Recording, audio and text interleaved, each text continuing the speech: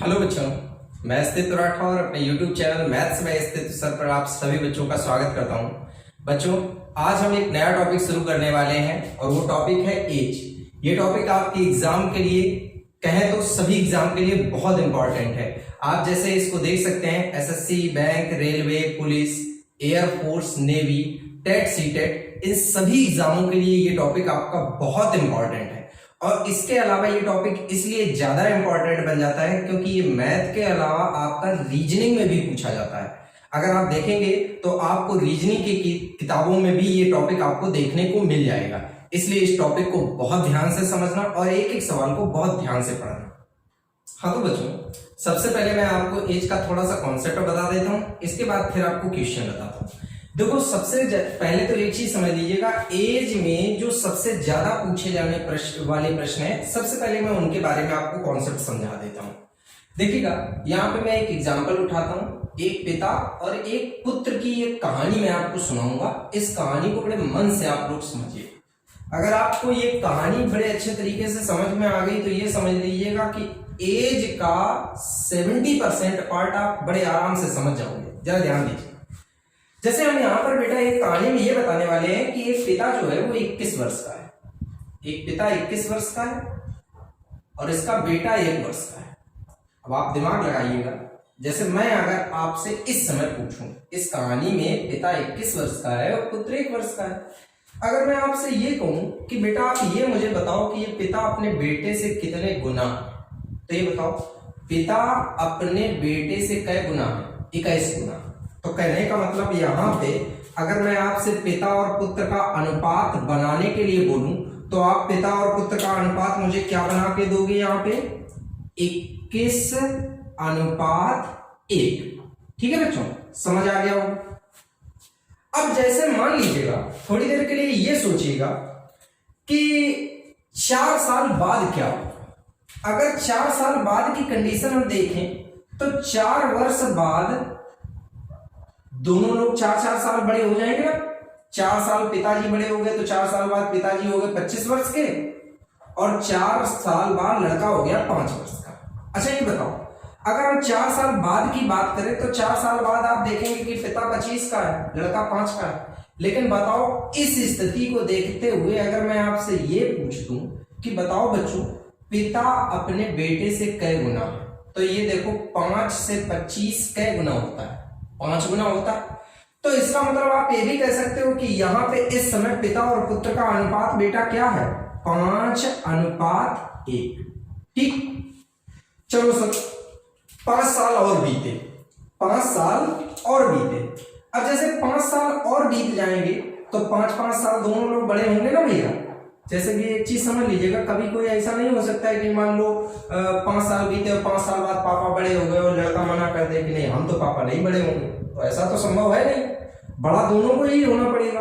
तो जब 5 साल बीतेंगे तो 5 साल बाद पिताजी हो गए 30 वर्ष के और लड़का हो गया 10 वर्ष का। एक बात बताओ, जब 5 और साल बीते तो पापा 30 के, लड़का 10 का है। अब मुझे एक बात बताइएगा कि इस समय पिताजी अपने लड़के से बताओ कै गुना? तो आप देख पा रहे हैं कि इस समय पिता अपने लड़के से कितने गुना है? 3 गुना। कहने का मतलब पिता और पुत्र का अनुपात अब क्या हो गया? 3:1। ठीक है बच्चों। चलो सर 10 साल और बीते, मान लो 10 साल और बीते। 10 साल और जब बीतेंगे तो दोनों लोग 10-10 साल बड़े हो गए। तो आप देखेंगे कि 10 साल बाद पिता हो गया 40 वर्ष का और 10 साल बाद लड़का हो गया 20 वर्ष का। अच्छा एक बात बताओ, जब पापा 40 वर्ष के हैं, लड़का 20 वर्ष का है, तो इस स्थिति को देखकर आप मुझे बता सकते हैं कि पिता अपने लड़के से कै गुना है? तो आपको देखिएगा पिता अपने लड़के से दुगुना है। कहने का मतलब आप देख सकते हैं कि पिता और पुत्र का अनुपात 2:1 हो गया। ठीक है बच्चों। अब ये कहानी बताने का आपको अभी मेन सिस्टम नहीं समझ में आया होगा कि ऐसा मैंने आपको क्यों समझाया। अब वो क्यों सुन लीजिएगा कि क्यों समझे। बच्चों, यही आपका प्रश्न है, आप अपने एग्जाम में देखते होंगे, यही आपका प्रश्न है। अगर आपको देखना है तो आप अपनी किताब को उठा के देखिएगा तो आपको ऐसे ही प्रश्न देखने को मिलेंगे कि 5 साल पहले पिता अपने पुत्र से 5 गुना था, 10 साल बाद पिता अपने पुत्र से दोगुना रह जाएगा तो पिता और पुत्र की वर्तमान उम्र ज्ञात करो। ऐसे ही प्रश्न तो पूछे जाते हैं, 5 गुना, 2 गुना, 3 गुना, 4 गुना, यही सब तो बोला जाता है और यही सब बोल के आपसे प्रश्न किया जाता है। तो इस प्रश्न को लगाने का सिस्टम इसी में छुपा है, इस कहानी में। अब मेरी बात को गौर से सुनो। आप देख रहे हैं कि समय बीतने के साथ साथ लोगों की उम्र बदल रही है। यहाँ 21 और 1, 25, 5, 30 और 10, 40 और 20। उम्र बदल रही है, अनुपात भी बदल रहा है, सब कुछ बदल रहा है सिवाय एक चीज के। अगर यहां पर आप देखेंगे तो देखो इन दोनों का अंतर यहाँ पे 20 है, यहां पे भी देखोगे 20 है, यहां पे भी देखोगे 20 है, यहां पे भी देखोगे क्या है, 20 है। आप याद रखिएगा, समय बदलने पर लोगों की उम्र बदलती है, लोगों के अनुपात बदलते हैं, लेकिन दो लोगों के बीच की उम्र का क्या नहीं बदलता है, अंतर। अब बस यही पॉइंट आपको पकड़ लेना है और आप देखिएगा ना जाने कितने सवालों का आप आसानी से जवाब दे देंगे। बस एक ही बात याद रखनी है, दो लोगों की उम्र में सब बदलेगा लेकिन अंतर नहीं बदलेगा। ठीक है बच्चों? हाँ तो बच्चों, अब आप अपनी अपनी किताबों को खोल लीजिएगा और देखिएगा उसमें सबसे पहला प्रश्न आपको दिया गया है। जरा देखिएगा पहला प्रश्न क्या है। ए तथा बी की वर्तमान आयु का अनुपात क्रमशः 4:5 है तथा 5 वर्ष बाद यह अनुपात 6:5 हो जाएगा। ए की वर्तमान आयु क्या है? तो आप सबसे पहले एक चीज समझ लीजिए बच्चों, मैंने अभी आपको एक पॉइंट समझाया कि दो लोगों के उम्र में अनुपात बदलेगा लेकिन उनके बीच का अंतर नहीं बदलेगा। चलो शुरू करते हैं। तो सबसे पहले मैं यहाँ पे लिख लेता हूं ए और बी को, ये ए ये बी। ठीक, अब देखिएगा इन्होंने बोला है कि वर्तमान आयु का अनुपात 4:5 है, तो वर्तमान में ए 4 है और बी 5 है। ठीक, इसके बाद कह रहे 5 वर्ष बाद यह अनुपात 5:6 हो जाएगा। मतलब 5:6 का अनुपात जो हो जाएगा वो कब होगा? 5 वर्ष बाद। देखो आगे की अगर बात करता है तो प्लस में हम दिखाएंगे। ठीक है बच्चों, अब जरा गौर करो। सबसे पहले आपको जो चीज चेक करनी है वो चेक करना समझ लीजिए। यहां पर चेक करो, ए और बी के उम्र का अंतर क्या है? 1 है। यहां पर चेक करो, ए और बी के उम्र का अंतर क्या है? 1 है। अगर बच्चों ये अंतर समान है तो ये समझ लेना फिर सवाल में आपको कोई ज्यादा कैलकुलेशन की आवश्यकता नहीं पड़ेगी। लेकिन अगर अंतर समान ना हो तो सबसे पहला काम होगा कि आप सवाल में इस अंतर को समान करोगे। ठीक, खैर इसमें तो कोई ऐसी बात ही नहीं है कि अंतर पहले से समान है तो कोई प्रॉब्लम है ही नहीं। अब जरा गौर करो, ये बताओ बच्चों, यहां पर ए 4 था, यहां पर ए 5 हो गया, यहां पर बी 5 था, यहां पर बी 6 हो गया। अगर आप देखोगे तो इन दोनों तरफ आप देखोगे कि कितने की बढ़ोतरी हो रही है? 1 की। अच्छा ये बताओ, इधर तुम्हारे हिसाब से समय 1 बढ़ा लेकिन समय बीत कितना गया? 5 साल। तो बताओ इस 1 की वैल्यू क्या आएगी? 5 वर्ष आएगी। 1 की वैल्यू 5 वर्ष आ गई। अब आपसे कुछ भी पूछा जाए आप निकाल सकते हो। इन्होंने पूछा है कि ए की वर्तमान आयु ज्ञात करो। ये बताओ वर्तमान उम्र ये निकली है तो आप यहाँ पे 4 की वैल्यू निकालेंगे तो 4 पंचे 20 वर्ष। तो आपको अच्छी तरीके से समझ में आ गया होगा आपको कैसे सवाल सॉल्व करना है। बेहद आसान था और बहुत अच्छे तरीके से आप सवाल समझ गए होंगे। बस आपको एक ही बात याद रखनी, अगर ये अंतर समान है तो कोई प्रॉब्लम नहीं, अगर समान नहीं है तो इसको समान करेंगे। ठीक है, बाकी इधर का अंतर और इधर का अंतर जब आप इसको बराबर कर लेंगे ना तो ये ऑटोमेटिक समान आएगा। समान आने का कारण क्या है कि जब बड़े होंगे तो दोनों लोग एक साथ बड़े होंगे। ठीक है बच्चों, चलो अगला सवाल देखिएगा। अगला सवाल क्या दिया है? विशाल तथा शेखर की वर्तमान आयु का अनुपात क्रमशः 14:17। 6 वर्ष बाद इनकी आयु का अनुपात क्रमशः 17:20 हो जाएगा। तो शेखर की वर्तमान आयु ज्ञात करो। कैसे लगाएंगे जरा गौर करिएगा। विशाल शेखर, फटाफट लिखते जाइएगा। ये बताओ विशाल और शेखर का वर्तमान अनुपात 14:17। ठीक है, इन्होंने कहा 6 वर्ष बाद, 6 वर्ष बाद, बात का मतलब आगे अनुपात क्या हो जाएगा? 17:20 हो जाएगा। मेरे बेटे एक बात समझो, सबसे पहले ये चेक करो, यहां पर देखोगे तो इनका अंतर क्या है? 3 है। यहां पर भी देखोगे तो अंतर क्या है? 3 है। अंतर में बदलाव तो नहीं हुआ? नहीं हो रहा है। इसका मतलब सवाल में कोई गुणा भाग की आवश्यकता तो है नहीं। ठीक, केवल इतना देख लो। देखो ये 14 से 17 पहुंच गया, ये 17 से 20 हो गया। ये बताओ ए भी कितना बढ़ा? 3। ए भी कितना बढ़ा? 3। तुम्हारे हिसाब से उम्र 3 बढ़ रही, लेकिन यहाँ पे कैसा 6 साल। तो इस 3 की वैल्यू क्या लिखोगे? 6 वर्ष। जब बच्चों आप इस 3 की वैल्यू 6 वर्ष लिखोगे तो बताओ 1 की वैल्यू आपको क्या मिली? 2। 1 की वैल्यू 2 मिल गई। आपसे बेटा शेखर की उम्र वर्तमान पूछी गई है। शेखर की वर्तमान उम्र यहाँ पे 17 लिखी है। 1 की वैल्यू 2, तो 17 की वैल्यू 34 वर्ष। किस तरीके से बेटा आप इस सवाल को सॉल्व करोगे आप अच्छी तरीके से समझ गए होगे। बेहद आसान क्वेश्चन है, फटाफट इन क्वेश्चन को नोट करिएगा। अब अगले प्रश्न की ओर बढ़ते हैं।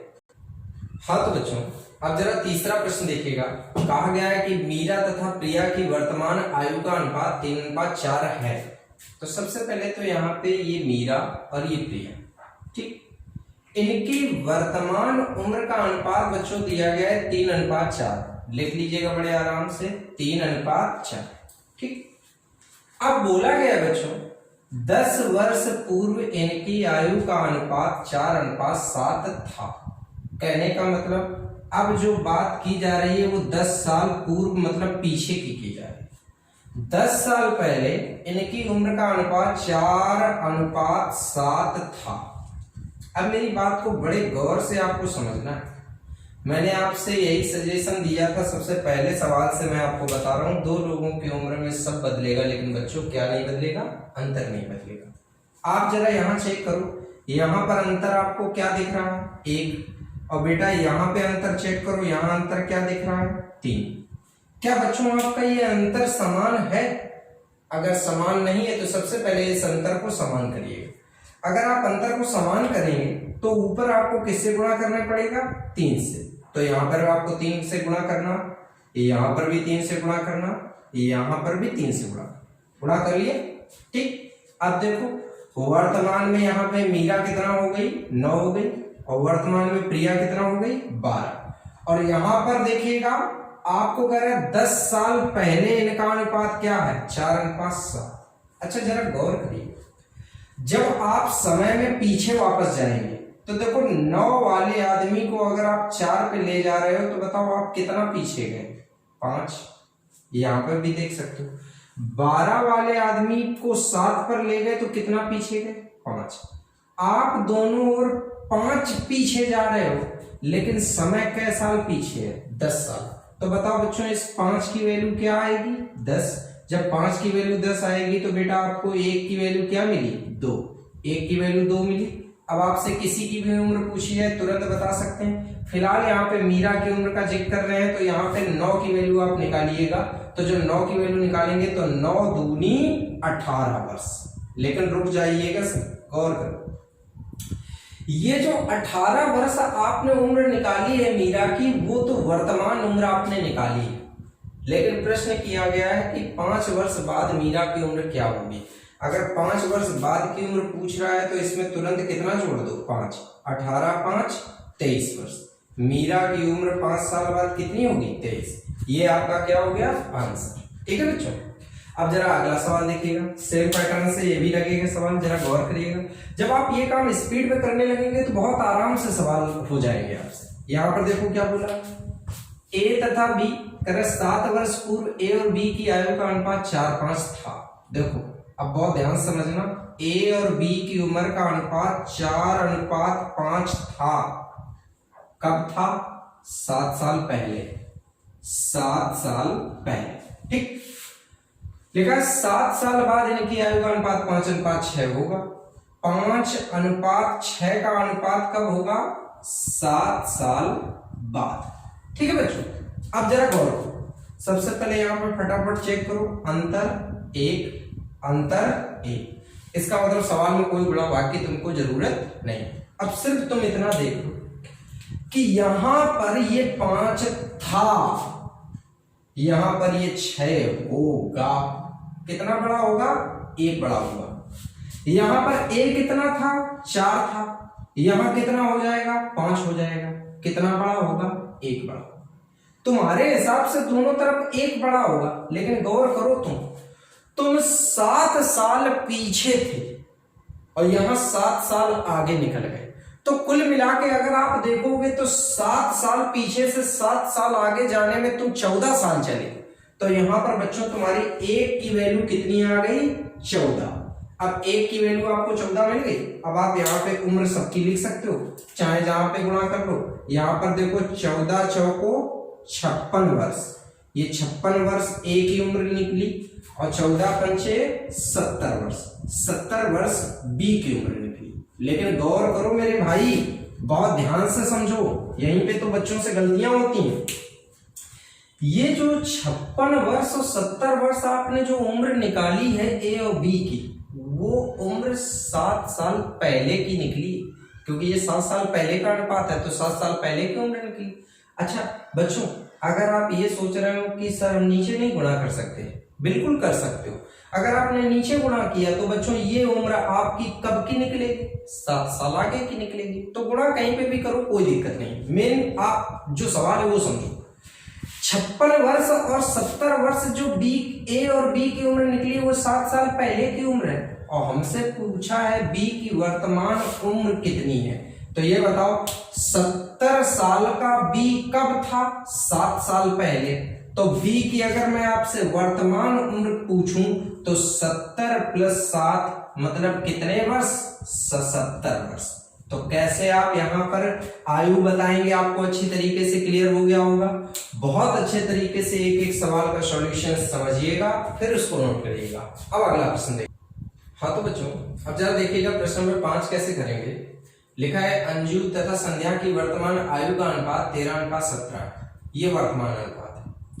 और 4 वर्ष पूर्व इनकी आयु का अनुपात 11:15 था, मतलब ये 4 साल पहले का अनुपात है। तो कह रखा है कि 6 वर्ष बाद इनकी आयु का अनुपात कितना होगा। बहुत ध्यान से समझिएगा, बड़े आराम से आप समझ पाएंगे। सबसे पहले तो यहाँ पे अंजू और संध्या का आप वर्तमान अनुपात लिखेंगे तो 13:17, तो ये 13 है, ये 17। ठीक है बच्चों। अब अगर 4 साल पहले 11 और 15 था, 11 अनुपात जो 15 था वो कब था? 4 साल पहले। ठीक है, इतना कर लिया। अब सबसे पहला काम आप अंतर चेक करिए। अगर आप यहाँ पे अंतर चेक करेंगे तो 4 आएगा, यहाँ पर अंतर चेक करेंगे तो भी 4 आएगा। अंतर इक्वल है, इसका मतलब कोई गुणा भाग की आवश्यकता ही नहीं। बस आराम से एक ही पॉइंट आपको समझना है। एक बात बताओ, यहाँ पर ये 17 है और यहाँ कितना था? 15, मतलब आप कितना पीछे गए? 2 पीछे। यहाँ पर ये 13 है और यहाँ पर ये 11, मतलब इधर भी आप कितना पीछे गए? 2 पीछे। ठीक, अब बस इतना समझ लो, आप 2 पीछे जा रहे हो लेकिन समय कैसा साल पीछे ले गया? 4 साल। तो तुरंत इस 2 की वैल्यू आप क्या कर लो? 4 वर्ष। 2 की वैल्यू जब आप 4 वर्ष बच्चों कर लोगे तो 1 की वैल्यू क्या आएगी? 2। अब 1 की वैल्यू 2 वर्ष मिली। चलो यहाँ पे गुणा करो फटाफट। जैसे ही आप गुणा करोगे तो यहाँ पर ये बन गए 17 दूनी 34 वर्ष, और बेटा यहाँ पर जब आप 2 का गुणा करोगे तो ये बन जाएगा 13 दूनी 26 वर्ष। इसका मतलब अगर हम देखें तो 26 वर्ष यहाँ पर अंजू की उम्र है और 34 वर्ष संध्या की उम्र है। प्रश्न पढ़ो, प्रश्न क्या कहा है? 6 वर्ष बाद इनकी आयु का अनुपात कितना होगा। हमसे 6 साल बाद इनका अनुपात पूछा है। ये देखो 26 साल की अगर अंजू आज है तो अंजू 6 साल बाद होगी बच्चों 26 6 32, और संध्या की उम्र अगर यहाँ पर 34 साल आज है तो 6 साल बाद संध्या कितनी हो गई? 40 वर्ष। ठीक है, अनुपात में बदल लो। 8 चौको 32, 8 पंचे 40। इसका मतलब 6 साल बाद अंजू और संध्या का अनुपात बच्चों कितना होगा? 4:5। कैसे आप सवाल लगाएंगे? आपको अच्छी तरीके से सवाल क्लियर हो गया ना बेटा? अब जरा 6वां नंबर सवाल देखिएगा, बड़े आराम से समझ आएगा। गौर करिएगा जरा इसे भी। लिखा है समीर तथा तनुज की आयु का अनुपात 8:15 है। चलो समीर तनुज 8:15। ठीक है, लिखा है 9 वर्ष बाद इनकी आयु का अनुपात 11:18 होगा। 9 साल बाद अनुपात कितना होगा बच्चों? 11:18 होगा। ठीक, अब हमको एक ही चीज यहां पर चेक करनी है बच्चों कि 2 लोगों का अंतर नहीं बदलना चाहिए। देखो बेटा यहाँ पे अंतर क्या है? 7, और यहाँ पे भी अंतर क्या है? 7, मतलब अंतर नहीं चेंज हो रहा है, तो ये तो अच्छी बात है। चलो अब अगला पॉइंट देखते हैं।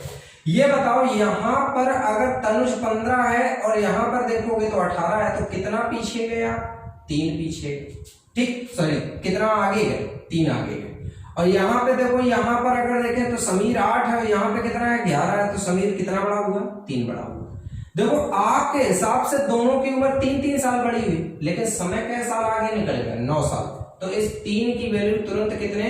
9 कर दो। 3 त्रिका 9, तो मतलब 1 की वैल्यू कितनी आ गई? 3। 1 की वैल्यू 3 आ गई। अब यहाँ पे आप इसी की भी उम्र निकाल सकते हो। यहाँ पर अगर इसकी उम्र निकालनी है तो 15 तिया 45 वर्ष, और अगर इसकी उम्र निकालनी है तो यहाँ पे 8 त्रिका 24 वर्ष। ठीक है बच्चों, ये इनकी उम्र हो गई। अब प्रश्न भी जरा पढ़ लो। प्रश्न क्या है? लिखा है इन दोनों की आयु का अंतर ज्ञात करो। आपसे आयु का अंतर पूछा है तो तुरंत 45 और 24 का अंतर निकालेंगे तो कितना आएगा? 21 वर्ष। यहाँ पे इन दोनों की आयु का अंतर बच्चों कितना है? 21 वर्ष। किस तरीके से आप सवाल लगाएंगे आपको अच्छी तरीके से क्लियर हो गया। ठीक है, अच्छा यहाँ पे एक बात और समझ लो, अगर आप थोड़ा सा वहां पे दिमाग का इस्तेमाल कर लेंगे तो आपको अंतर निकालने के लिए ये सब नहीं करना पड़ेगा। आप यहाँ पे 1 की वैल्यू 3 पे पहुंचे थे, 1 की वैल्यू 3 आपने निकाल ही ली थी, आपको अंतर बताना था, आप यहां से भी बता सकते थे। दोनों की उम्र का अंतर 7 या 21 वर्ष, तब भी आपका आंसर बिल्कुल सही आता। समझ गए ना बेटा? क्योंकि ये जो रखा हुआ है ये इन दोनों की उम्र का क्या रखा हुआ है? अंतर। तो कैसे आप सवाल को लगाएंगे, आप अच्छी तरीके से सवाल समझ गए होंगे। इस वीडियो में मैंने जितने भी क्वेश्चन आपको बताए हैं, उम्मीद करता हूं आपको कॉन्सेप्ट सहित एक एक प्रश्न का सॉल्यूशन अच्छी तरीके से समझ में आ गया होगा। आपने प्रत्येक प्रश्न में मुझसे एक ही चीज सीखी। मैंने हर प्रश्न को लगाने के लिए बस एक ही कॉन्सेप्ट का इस्तेमाल किया। मैंने हर सवाल में बस 2 लोगों की उम्र का अंतर चेक करता हूं। अगर अंतर समान मिलता है तो सवाल में कोई गुणा भाग नहीं करना पड़ता है, सवाल सीधे सॉल्व हो जाता है। लेकिन अगर अंतर समान नहीं मिलता है तो आप उस अंतर को पहले बराबर करते हैं, फिर सवाल पूरा सॉल्व करते हैं। आपको अच्छी तरीके से सारे पॉइंट क्लियर हो गए होंगे बच्चों। इन दोनों क्वेश्चन को आप तुरंत नोट कर लीजिएगा। इसके अलावा वीडियो के अंत में मैं आपसे इतनी बात जरूर कहना चाहूंगा, आप सभी बच्चों को एक एक वीडियो को बहुत ध्यानपूर्वक देखना है। मैं आपको एज के जितने भी पार्ट पढ़ाऊंगा आपको बहुत अच्छे तरीके से एक एक पार्ट को तैयार करना है, ताकि आप सभी परीक्षाओं में अच्छे से अच्छा प्रदर्शन कर सकें। इसके अलावा बच्चों एक बात का और ख्याल रखना है आपको, मैंने आपसे क्या कहा, ये चैनल आपका है और इस चैनल को ऊंचाइयों तक ले जाने का काम भी आप ही का है। इसलिए इस चैनल को ज्यादा से ज्यादा सब्सक्राइब करें और ज्यादा से ज्यादा शेयर करें। ठीक है बच्चों।